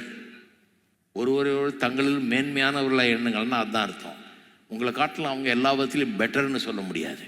ஒருவேளை நீங்கள் அவங்கள காட்டிலும் படித்தவர்களாக இருக்கலாம், அவர்களை காட்டிலும் அறிவுள்ளவர்களாக இருக்கலாம், அவர்களை காட்டிலும் பெரிய ஞானியாக இருக்கலாம், எல்லாம் இருக்கலாம். ஆனால் அவருடைய தேவைக்கு முன்னுரிமை கொடுங்கன்றது தான் இங்கே அர்த்தம். அதை நல்லா புரிஞ்சுக்கங்க. வேதம் நான்சென்ஸை போதிக்கிறது கிடையாது. வேதம் என்ன சொல்லுது? அவள் யாராக இருந்தாலும் ஒரு கிறிஸ்தவம் எப்படி இருக்கணும்? மனத்தாழ்மையோட அவருடைய மற்றவனுடைய தேவைக்கு முன்னுரிமை கொடுக்க வேண்டும். ரோமர் 15ஆம் அதிகாரத்துக்கு போங்க, 1-3. அன்றியும் பலமுள்ளவர்களாகிய நாம் நமக்கே பிரியமாய் நடவாமல் பலவீனருடைய பலவீனங்களை தாங்க வேண்டும். நம்மில் ஒவ்வொருவனும் பிறனுடைய பக்தி விருதுக்கு ஏதுவான நன்மை உண்டாகும்படி அவனுக்கு பிரியமாய் நடக்க கடவன். கிறிஸ்துவும் தமக்கே பிரியமாய் நடவாமல் உம்மை நிந்திக்கிறவருடைய நிந்தைகள் என் மீது விழுந்தது என்று எழுதியிருக்கிறபடி நடந்தார். அதாவது நமக்கே பிரியமா நடக்கிறத விட்டுட்டு, எனக்கு என்ன இஷ்டமா தான் நான் செய்வேங்கிறத விட்டுட்டு பலவீனருடைய பலவீனங்களை தாங்குகின்றார். பிறனுடைய பக்தி விருத்திக்கு எதுவான நன்மை உண்டாகும்படி அவன் பில்டப் பண்ணப்படும்படியாக அவனுக்கு பிரியமான நடனம். அவன் இன்னும் ஸ்ட்ராங் ஆனவன், அவன் பலவீனன், அவன் இன்னும் ஸ்ட்ராங் ஆனவன் மாறும்படியாக அவனுக்கு பிரியமானவளை செய்கின்றாரு. ஏன்? கிறிஸ்துவும் தமக்கே பிரியமாய் நடவாமல் உம்மை நிந்திக்கிறவருடைய நிந்தை என்மேல் விழுந்தது என்று எழுதியிருக்கிறபடி நடந்தார். அவர் தமக்கு பிரியமானதை செஞ்சிருந்தாருன்னா நம்ம இங்கே இருக்க மாட்டோம். தமக்கு பிரியமானதை செய்யாமல் விண்ணை துறந்து மண்ணுக்கு இங்கே இருந்து பாடுபட்டு மரித்து எல்லாம் செஞ்சார். ஏன்னா நாம் வாழ வேண்டும், நாம் நல்லா இருக்க வேணும். இதுதான் வேதவசனம் போதிக்குது இல்லையா? அப்படி நடந்தான்னு சொல்லி கடைசி இன்னொரு வசனம், கலாத்தியர் 5:13. சகோதரி, நீங்கள் சுயாதீனத்துக்கு அழைக்கப்பட்டீர்கள். இந்த நீங்கள் சுயாதீனத்துக்கு அழைக்கப்பட்டீங்கன்னா you are called to be free. You are called for liberty. சுயாதீனத்துக்கு நீங்கள் யாருக்கும் அடிமை கிடையாதுங்க. நீங்கள் ஒன்றும் அடிமை கிடையாது, உங்களை யாரும் ஒடுக்க முடியாது, ஒன்றும் பண்ண முடியாது. நீங்கள் அழைக்கப்பட்டிருக்கிறது சுயாதீனத்துக்காக. இந்த சுயாதீனத்தை நீங்கள் மாம்சத்துக்கு ஏதுவாக அனுசரியாமல், எப்படி சொல்லி பாருங்க, சுயாதீனம், உங்களுக்கு சுயாதீனம் ஃப்ரீடம் இருக்குது, உங்களை யாரும் அடிமைப்படுத்த முடியாது. ஆனால் அந்த ஃப்ரீடமை மாம்சத்துக்கு ஏதுவாக அனுசரியாமல் அன்பினாலே ஒருவருக்கொருவர் ஊழியம் செய்யுங்கள். இந்த ஊழியம் செய்யுங்கள்ன்ற வார்த்தை கிரேக்க மொழியில் பார்த்தீங்கன்னா டவுலாய் என்கிற வார்த்தை. டவுலாய் என்கிற வார்த்தை அர்த்தம் என்ன? அர்த்தம் என்னன்னா அடிமையை போல. அன்பினாலே ஒருவருக்கொருவர் ஊழியம் செய்யுங்கள்னா அடிமையை போல ஒருவருக்கொருவர் ஊழியம் செய்யுங்கள்ன்றது தான் சொல்லியிருக்குது. அப்போ என்ன சொல்ல வர்றாரு? அது அடிமை அல்லது ஒரு வேலைக்காரனை போல, சர்வன்ட் மாதிரி. இது ரொம்ப radical, distasteful image as far as people are concerned. இது ரொம்ப முற்றிலும் வித்தியாசமான அருவருப்பானதாய் மற்றவர்களுக்கு தோன்றுறது. என்னையா அது? நான் ஒரு வேலைக்காரனை மாதிரி மற்றவர்களுக்கு நான் ஊழியம் செய்யணுமா? மற்றவங்களுக்கு நான் எல்லாத்தையும் செய்யணுமா? அதான் கிறிஸ்தவமா? ஏன்னா ஃப்ரீ இல்லையா? நான் நினைச்சதை செய்ய முடியாதா? மற்றவனை நினைச்சு பார்த்து அன்பினாலே, அன்புனா என்ன? மற்றவனுக்கு நான் ஒரு வேலைக்காரன் மாதிரி இருந்து செய்கிறது அப்படின்னு சொல்லி அது ரொம்ப மோசமானதாக தோணுது மக்களுக்கு. ஆனால் என்ன சொல்ல வர்றாருன்னு பாருங்க. இன்னொரு இடத்துல இயேசு சொல்றாரு இல்லையா, ஒரு முதலாளி வீட்டுக்கு தன்னுடைய வேலைக்காரனை பார்த்து, நீ போப்பா, முதல்ல நீ உட்காந்து டேபிளில் சாப்பிட்டுட்டு எல்லாம் பண்ணிட்டு நீ சாப்பிட்டு முடிச்சுட்டு ஏதாவது மிச்சம் இருந்தால் எனக்கு கூட நான் சாப்பிட்றேன்னு சொல்லுவானா? கேட்குறாரு அவரு. அப்புறம் எனக்கு போட்டு சாப்பாடுன்னு சொல்லுவானா? இல்லையே. லூக்கா 17ஆம் அதிகாரத்தில் வாசித்து பாருங்க. இல்லையே. அவன் சொல்லுவான், நீ போய் முதல்ல உன் கச்சையை கட்டி கொண்டு நான் உட்கார போகிறேன் சாப்பிட்றதுக்கு, எனக்கு வேண்டியதெல்லாம் எடுத்து வை, எனக்கு எல்லாம் செய், நான் சாப்பிட்டு முடித்த பிறகு நீ போய் சாப்பிடுன்னு சொல்லுவான். அப்போன்னா என்ன அர்த்தம்? வேலைக்காரன் எப்படிப்பட்டவன்? தன்னுடைய எஜமானை முதலாவது வைக்கிறவன். அப்ப கிறிஸ்தவன் எப்படிப்பட்டவன்? மற்றவர்களை முதலாவதாக வைக்கிறவன், மற்றவர்களுக்கு முன்னுரிமை. அவ்வளவுதான் சொல்லியிருக்கீங்க. நீங்க ஒன்றும் அடிமையாயிடணும்னு சொல்லி இல்லை. ஆனால் அதனால தான் முதலே சொல்லிட்டாரு, நீங்கள் சுயாதீனத்துக்கு என்று அழைக்கப்பட்டீர்கள். You are called to freedom and liberty. உங்களை யாரும் அடிமைப்படுத்த முடியாது. அடிமையாருன்னு சொல்லலை வேதம், லிபர்ட்டியை தான் போதிக்குது. ஒரு தனி மனிதனாக உங்களுக்கு எல்லா உரிமைகளும் உண்டு. ஆனால் அதை மாம்சத்துக்கு ஏதுவா பயன்படுத்தாம மற்றவர்களுக்கு முன்னுரிமை கொடுத்து மற்றவர்களுடைய தேவையை முதலாவது வைத்து அவர்களுக்கு வேண்டியதை செய்யுங்கள் அப்படிங்கிறாரு. சரி, இப்போ இந்த 3 வசனம் வாசனம் இல்லையா, அது அப்படியே இப்போ பாருங்க. எங்க பிரச்சனை? இந்த கீழ்ப்படிந்திருங்கள், கிறிஸ்து அன்பு கூர்ந்தது போல, தம்மையை ஒப்பு கொடுத்தது போல மனைவியில் அன்பு கூறுங்கள். இதுதான பிரச்சனை. எப்படிங்க அப்படி கீழ்ப்படுகிறது, எப்படி இப்படி அன்பு கூறுறது அப்படின்லாம் சொல்கிறாங்க இல்லையா? இப்போ அதில் முக்கியமாக இந்த கீழ்ப்படிந்திருங்கள்ன்றத புருஷர்கள் ரொம்ப எடுத்து தங்களுக்கு சாதகமாக நல்லா பயன்படுத்திக்கிறாங்க. எத்தனையோ பேர் என்கிட்டயே சொல்லியிருக்காங்க, என் மனைவியை கூட்டின்னு வந்திருக்கேன், ஏன்னா நீங்கள் சொல்லணும். என்ன சொல்லணும்? 5:22 சொல்லணும். எபேசியர் 5:22 அவளுக்கு கொஞ்சம் சொல்லுங்கள். என்ன சொல்லியிருக்குன்னு சொல்லுங்கள். நான் சொல்கிறேன், முதல்ல உங்களுக்கு 5:25 சொல்லிடுறேன், அப்புறம் 5:22. இவங்களுக்குள்ள போட்டி பாருங்க. வா, உனக்கு பாஸ்டர்கிட்ட காமிக்கிறான், உனக்கு அவர் சொல்லுவார். கர்த்தருக்கு கீழ்ப்படுகிறது போல கீழ்ப்படியே சொல்லியிருக்குது எல்லாவற்றிலும். இதுதான் பைபிள் சொல்லியிருக்குதாக்கும். இதை தங்கள் கையில் எடுத்துட்டு ஒரு ஆயுதம் போல பயன்படுத்துகிறாங்க பாருங்க. நான் சொல்கிறேன், இப்போ இவ்வளோ நேரம் போதிச்சோம் இல்லையா? இப்போ இந்த 3 வசனம் வாசித்தோம். பிலிப்பியர் 2:2-3, ரோமர் 15:1-3, கலாத்தியர் 5:13, இந்த 3 வசனங்கள் வாசித்தீங்க இல்லையா? மற்றவங்களை முன்னுரிமை கொடுக்க சொல்லியிருக்கு. மற்றவங்களை உங்களை காட்டிலும் முக்கியமானவர்களாக எண்ணுங்கன்னு சொல்லுது. மற்றவங்களுக்கு எப்பவுமே முன்னுரிமை கொடுக்க சொல்லியிருக்கு, விட்டு கொடுக்க சொல்லியிருக்கு. இதை அப்படியே கொண்டு போய் புருஷனுடைய ரோலோடு அப்ளை பண்ணுங்க சொல்கிறேன்.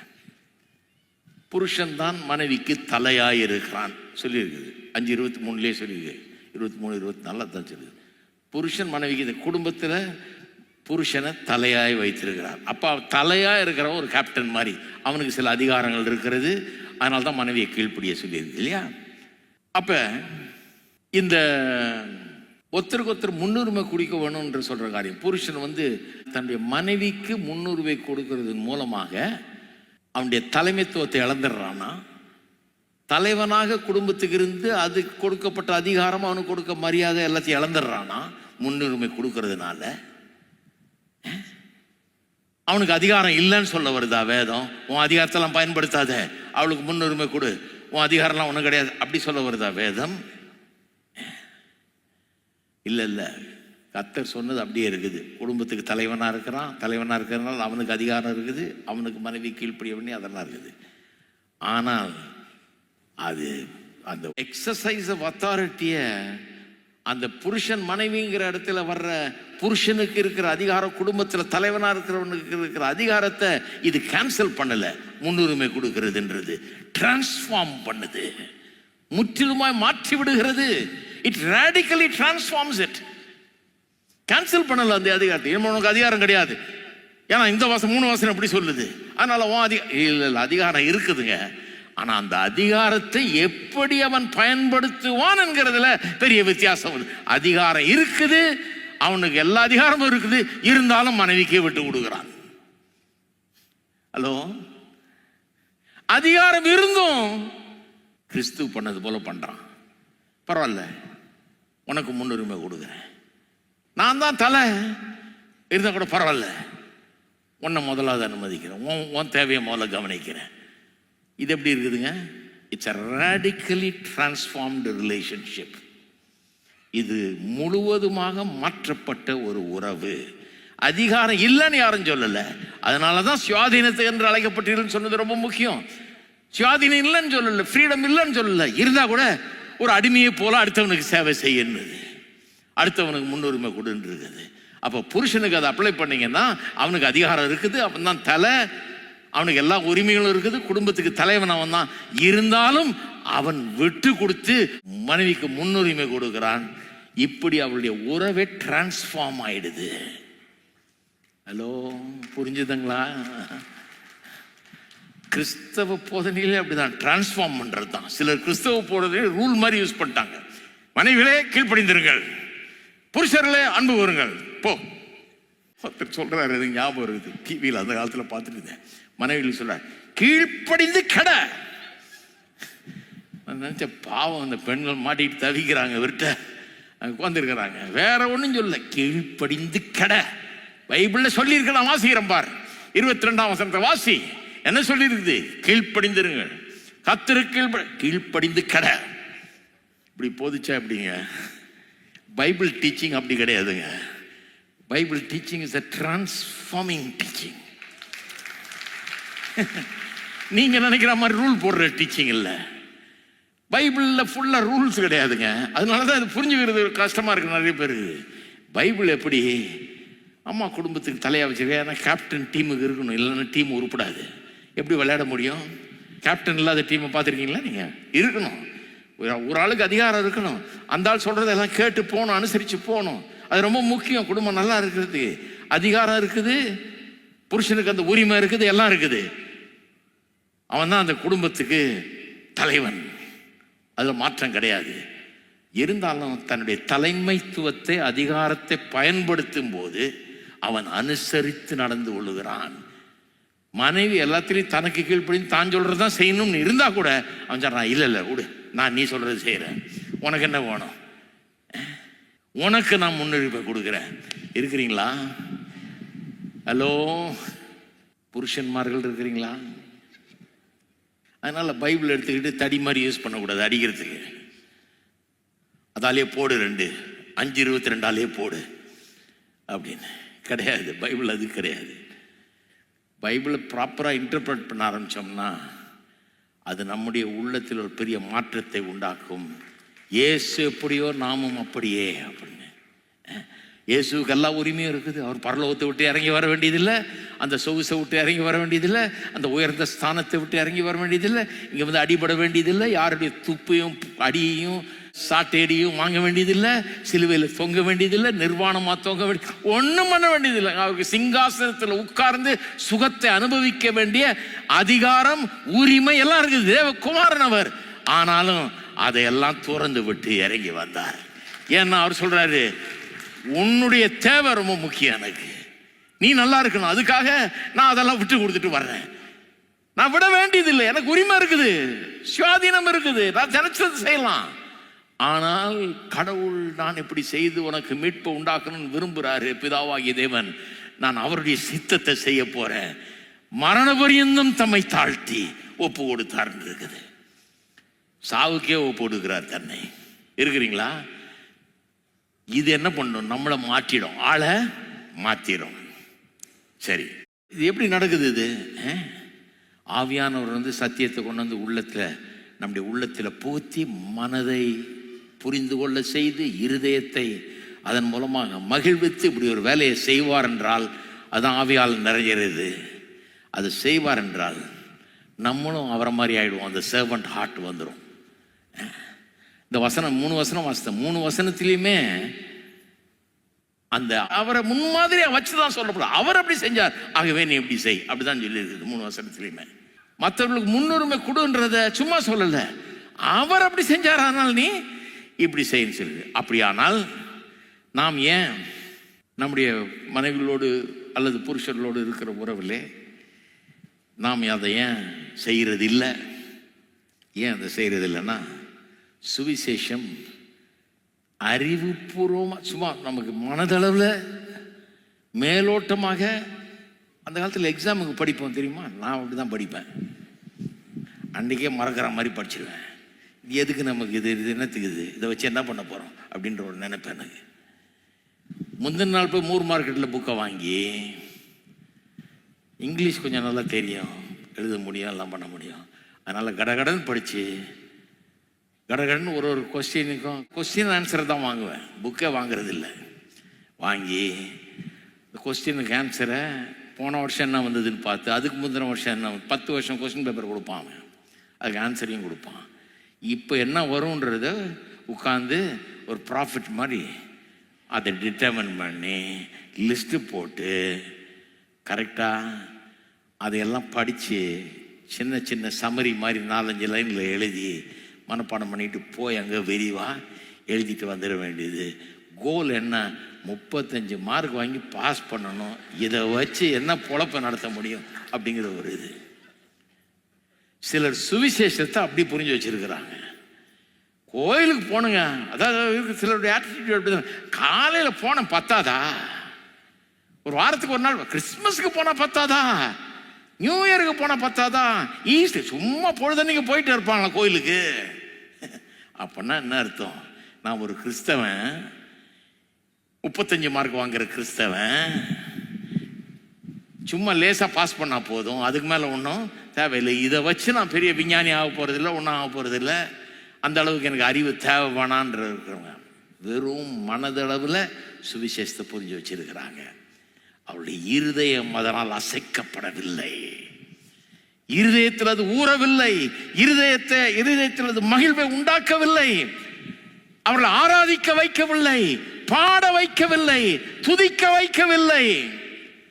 சத்தியம் அவர்களை பாதித்து அவர்களுக்குள்ள அறிவை உண்டாக்கி மனக்கண்கள் பிரகாசமாய் கர்த்தரை துதிக்கிறதுக்கு கைகள் உயர மாட்டேங்குது, சத்தம் வெளியே வர மாட்டேங்குது, துதி ஸ்தோத்திரம் உண்டாக மாட்டேங்குது. அப்படிப்பட்ட கிறிஸ்தவர்களா இருக்கிறாங்க.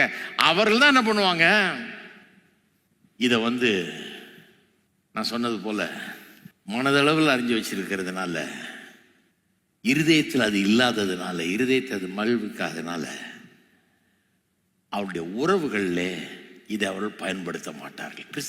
கிறிஸ்தவ கல்யாணம் பண்ணாங்க, சர்ச்சில் பண்ணாங்க. அவங்களுக்கு கேட்டீங்கன்னா சர்ச்சில் தான் பண்ணணும், அதிலெல்லாம் ரொம்ப கரெக்டாக இருப்பாங்க. சர்ச்சில் தான் ஏதோ சர்ச்சு என்னமோ இவங்களுக்கு என்னமோ பண்ணி வெற்றிகரமாக ஆகிற மாதிரி. அந்த பிள்ளை அங்கே தான் எங்கள் தாத்தா கல்யாணம் ஆச்சு, அங்கே தான் பண்ணணும். நான் கிறிஸ்டியன் சர்ச்சில் இல்லாமல் நான் பண்ண மாட்டேன், அதில் நான் ரொம்ப ஸ்ட்ராங்காக இருக்கிறேன். என்னத்த ஸ்ட்ராங்காக இருக்கிறீங்க? சர்ச்சில் பண்ணணுன்றது ஸ்ட்ராங்காக இருக்கிறாங்க. ஆனால் கிறிஸ்துவை குறித்த காரியங்கள் உள்ளத்தை அசைச்சு இவங்களை மாற்றவில்லை. மாற்றாததுனால மேற்பூச்சானவர்களை வாழுகிறார்கள். அதனால் என்ன ஆகுது, உள்ளம் மாறல. உள்ளம் மாறாதனால திருமண வாழ்க்கையில் வெற்றி இல்லை, சுயநலம் தான் ஆளுகிறது. கிறிஸ்தவம் என்கிறது உள்ளத்தை மாற்றுகிற ஒரு மார்க்கம். இங்கே யாரையும் மதம் மாற்றம் பண்ணும்படியாக நாங்கள் முயற்சி எடுக்கிறதே கிடையாது. என்ன மதத்தில் வேணா போன்றது, போ, மதம் மாற்றம் பண்ணுறது கிடையாது. நாங்கள் இப்போ இந்த மதத்திலேருந்து அந்த மதத்துக்கு போனால் அந்த மதத்திலேருந்து அதெல்லாம் எங்களுக்கு அதை பற்றி எங்களுக்கு கரிசனை கிடையாது. கிறிஸ்து, அதுதான் கிறிஸ்தவம். கிறிஸ்து அவர் சிலுவையில் மரித்தது, அவர் ஏன் வந்தார், யார் அவர், ஏன் வந்தார், எதுக்கு மரித்தார், மரித்ததனுடைய மேன்மை, அதனுடைய அழகு, அதனுடைய மகிமை என்ன, அதனுடைய வியக்கத்தக்க காரியங்கள் என்ன, அதன் மூலமாக எனக்கு இருக்கிறது என்ன, இதெல்லாம் அறிந்து என் உள்ள மாறி நான் பாடணும். அந்த அளவுக்கு சத்தியம் எனக்குள்ள இறங்கணும். அப்போதான் அதை திருமண வாழ்க்கையில் நான் கொண்டு வர முடியும். என்னுடைய திருமண வாழ்க்கை சுவிசேஷத்தினால் வடிவமைக்கப்படும். அப்படிதான் சுவிசேஷம் திருமண வாழ்க்கையை வடிவமைக்கும். எத்தனை பேர் உங்களுடைய திருமண வாழ்க்கை சுவிசேஷத்தினால் வடிவமைக்கப்பட வேணும்னு விரும்புறீங்க? வாலிபர்களுக்கு சொல்லுகிற, நீங்க திருமணம் பண்ணும்போது அது சுவிசேஷம் அதை ஷேப் பண்ணணும். I want my marriage to be shaped by the gospel. அப்போ நீங்கள் என்ன பண்ணணும், இன்னைக்கு இந்த காஸ்பிளில் மகிழணும், இந்த காஸ்பிளை கேட்கணும், இந்த காஸ்பிளுடைய மேன்மை உங்களுக்கு புரியணும், இந்த இயேசுவை குறித்த இந்த சுவிசேஷத்தின் அருமையும் மேன்மையும் உங்களுக்கு விளங்க வேண்டும். இது அப்படிப்பட்ட ஒரு சபை. அதுக்காக தான் இங்கே வர்றோம். அது விளங்கும் போது ஒரு டிரான்ஸ்ஃபர்மேஷன் ஆகுது. அப்போ நான் கீழ்ப்படியணுமா, நான் இப்படி அன்பு கூறணுமா, இதெல்லாம் ரொம்ப கஷ்டம், அதை விட்டுருங்க. கீழ்ப்படிதல்ன்ற வார்த்தையை எடுத்துருங்க கல்யாண அறிக்கையிலிருந்து. இதெல்லாம் விட்டுருங்க. இதெல்லாம் இப்போ இந்த காலத்துக்கு அதெல்லாம் பேச மாட்டீங்க. அதெல்லாம் ரொம்ப சர்வசாதாரணமாக வரும். ஏன்னா மற்றவர்களுக்கு முன்னுரிமை கொடுக்குற அந்த குணம் வந்துடும். கிறிஸ்துவில் இருக்கிற அதே சிந்தை உங்களுக்குள்ள வந்துடும். அவரை போல் இருப்பீர்கள். அப்போ அப்படிப்பட்ட திருமண வாழ்க்கை தோல்வி அடையாது. நிச்சயமாக அங்கே வெற்றி உண்டாகும். எழுந்து நிற்போமா, ஜெபிப்போம். பரலோக பிதாவே, உம்மை துதிக்கிறோம், உம்மை ஸ்தோத்திரிக்கிறோம். இந்த சத்தியங்களை எங்களுடைய உள்ளத்திலே இறங்க பண்ணுவீராக. இன்றைக்கு நாங்கள் கேட்ட சத்தியங்கள் மனதுக்குள்ள புரிந்து கொள்ளுதலை உண்டாக்கட்டும், அறிந்து கொள்ள செய்வீராக. சத்திய ஆவியானவரே அறிவை உண்டாக்கும். அறிவு கட்டாத இந்த காரியங்களை புரிந்து கொள்ளும்படியாக கிருபை செய்தருளும். எங்களுடைய இருதயம் அதன் மூலமாக அசைக்கப்படட்டும், வடிவமைக்கப்படட்டும். எங்களுடைய திருமண வாழ்க்கை, எங்களுடைய குடும்பம் இது கேட்டதிலிருந்து உருவாகட்டும் கர்த்தாவே. இந்த ஷேப்ல வரட்டும், இந்த வடிவில் அது வரட்டும் கர்த்தாவே. இந்த கேட்ட இந்த சத்தியங்கள் வேத வசனத்திலே சுவிசேஷத்தை சொல்லப்பட்டிருக்கிற அற்புதமான காரியங்கள் எங்களுடைய வாழ்க்கை, எங்களுடைய திருமணத்தை, எங்கள் குடும்பத்தை வடிவமைக்கட்டும். தோல்விகள் வெற்றியாய் மாறட்டும். திருமண வாழ்க்கையில் சந்தோஷம் மகிழ்ச்சியும் இயேசுவின் நாமத்திலே உண்டாகட்டும். இங்கே வந்திருக்கிறவர்கள் மட்டும் இல்லை, தூரத்திலிருந்து கேட்டுக்கொள்கிறவர்கள் கூட ஒரு பெரிய விடுதலை இன்றைக்கு ஆரம்பிக்கட்டும். கர்த்தாவே, ஆவியில் நிறையட்டும். இந்த விதத்தில் அவர்கள் கர்த்தரை அறிகிற அறிவினால் நிரம்பட்டும். பெரிய வெற்றியை தங்களுடையதாக்கி கொள்ளட்டும். ஜனங்களை ஆசீர்வதிப்பீராக. நாமம் மகிமைப்படுவதாக. இயேசுவின் நாமத்தில் ஜெபிக்கிறோம். ஆமென். நம்முடைய கர்த்தராகிய இயேசு கிறிஸ்துவின் கிருபையும் பிதாவாகிய தேவனுடைய அன்பும் பரிசுத்த ஆவியானவருடைய ஐக்கியம் நம் அனைவரோடும் இன்றைக்கும் என்றைக்கும் இருப்பதாக. ஆமென்.